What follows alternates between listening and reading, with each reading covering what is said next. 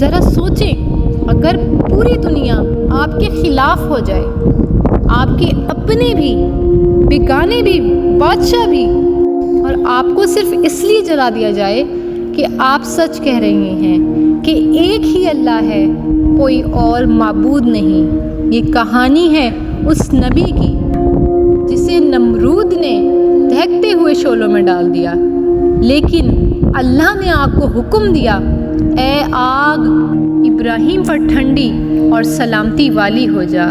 یہ ہے ایمان کی طاقت، یہ ہے یقین کی جیت۔ یہ اس وقت کی بات ہے جب دنیا پر بادشاہ نمرود کی حکمرانی تھی۔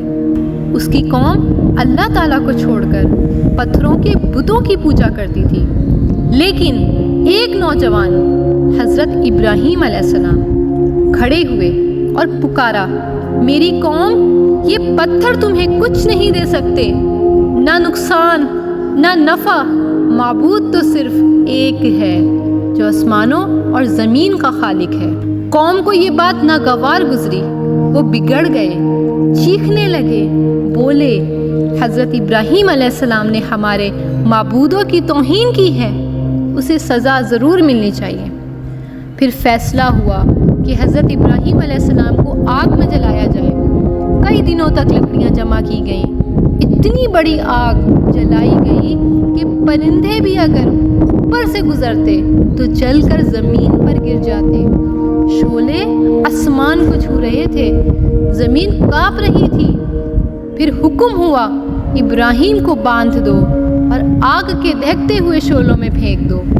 ذرا سوچیں، ایک انسان تنہا، پوری دنیا اس کے خلاف اور اس کے سامنے جلتی ہوئی آگ، لیکن حضرت ابراہیم علیہ السلام کے دل میں خوف نہیں تھا۔ وہ خاموش تھے، مطمئن تھے، کیونکہ ان کا سہارا صرف اللہ تھا۔ جب حضرت ابراہیم علیہ السلام کو آگ میں ڈالا گیا، اسی لمحے اللہ تعالیٰ نے حکم دیا، اے آگ ابراہیم پر ٹھنڈی اور سلامتی والی ہو جا، اور آگ فوراً گلزار میں بدل گئی۔ آگ کی لپیٹیں بجھ گئیں، ان کی جگہ ٹھنڈی ہوا، ہری گھاس اور خوشبو نے لے لی۔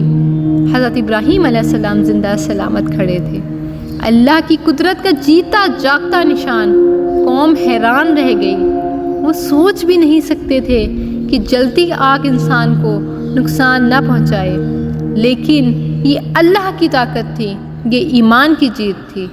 اس سے ہمیں سبق ملتا ہے کہ جب ساری دنیا ہمارے خلاف ہو جائے، تب بھی اگر ہم اللہ پر بھروسہ کریں تو آگ بھی ٹھنڈی ہو جاتی ہے اور مشکل بھی آسان ہو جاتی ہے، اور ہار بھی جیت میں بدل جاتی ہے۔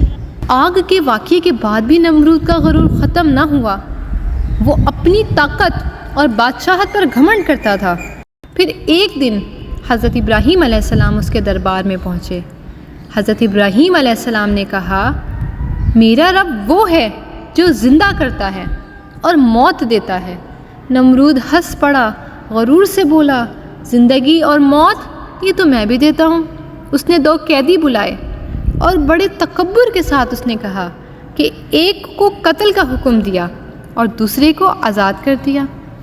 پھر فخر سے کہا، دیکھا میں نے ایک کو مار ڈالا اور ایک کو میں نے زندہ چھوڑ دیا، میں بھی زندگی اور موت دیتا ہوں۔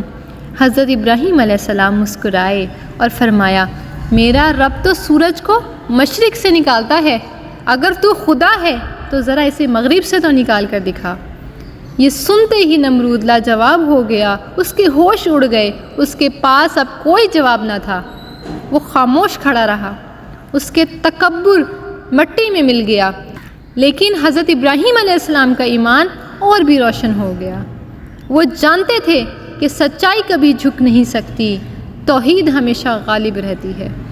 یہ واقعہ ہمیں بتاتا ہے کہ دلیل اور حق کی طاقت سب سے بڑی ہے۔ طاقت کے نشے میں چور بادشاہ بھی اللہ تعالیٰ کے ایک سچے بندے کے سامنے خاموش ہو جاتا ہے۔ ایمان کے آگے کوئی غرور، کوئی طاقت قائم نہیں رہ سکتی۔ وقت گزرتا گیا، حضرت ابراہیم علیہ السلام اور ان کے بیٹے حضرت اسماعیل علیہ السلام مکہ کی وادی میں آباد ہو چکے تھے۔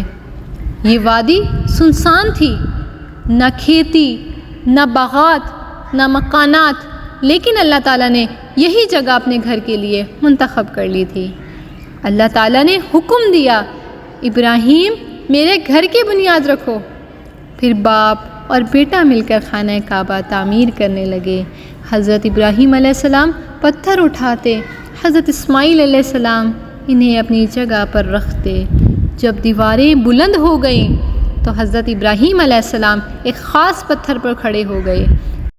یہ وہی پتھر ہے جو آج مقام ابراہیم کہلاتا ہے۔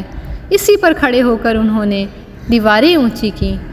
دونوں کے لبوں پر صرف ایک دعا تھی، اے ہمارے رب ہم سے یہ خدمت قبول فرما، بے شک تو سننے والا اور جاننے والا ہے، اور ہماری نسل میں ایک ایسی امت پیدا فرما جو تیری فرما بردار ہو۔